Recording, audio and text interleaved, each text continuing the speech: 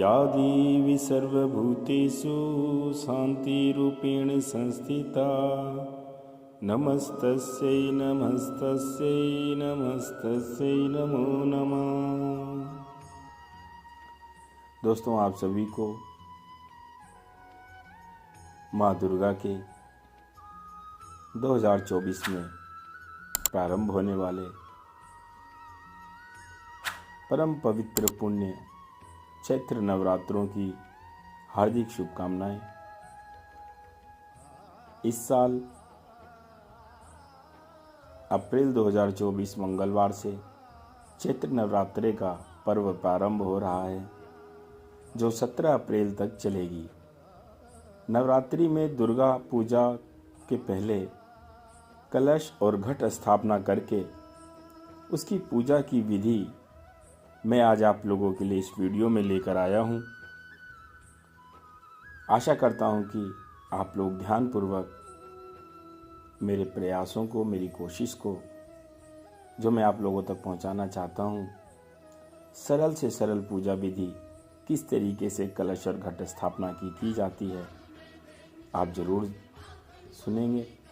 आओ जानते हैं कि कैसे करते हैं कलश और घट स्थापना और उसकी पूजा की जो संपूर्ण विधि है, सरल से सरल, वो क्या है।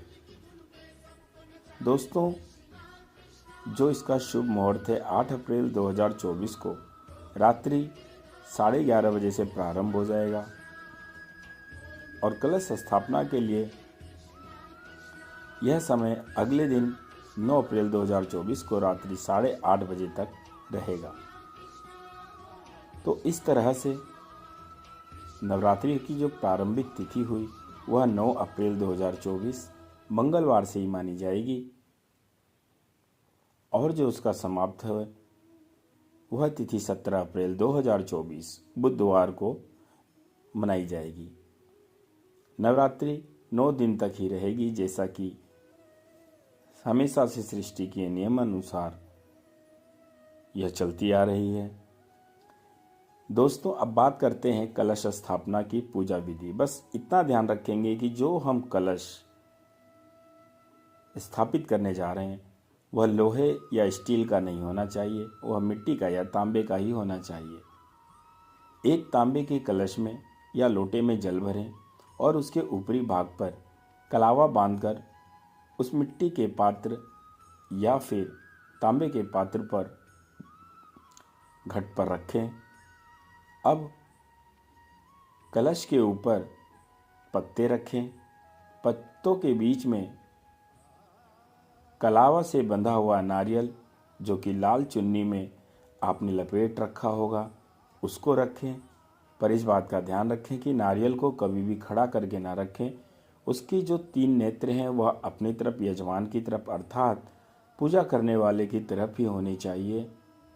अब घट और कलश की पूजा करें। फल, मिठाई, प्रसाद आदि घट के पास रखें और इसके बाद गणेश वंदना करें और फिर देवी का आवाहन करें। अब देवी देवताओं का आवाहन करते हुए प्रार्थना करें कि हे समस्त देवी देवताओं, आप सभी 9 दिन के लिए कृपया इस कलश में विराजमान हों। और आह्वान करने के बाद यह मानते हुए कि सभी देवतागण कलश में विराजमान हैं, कलश की पूजा आरंभ करें। कलश को टीका करें, अक्षत चढ़ाएं, फूल माला चढ़ाएं और इत्र इत्यादि अर्पित करें।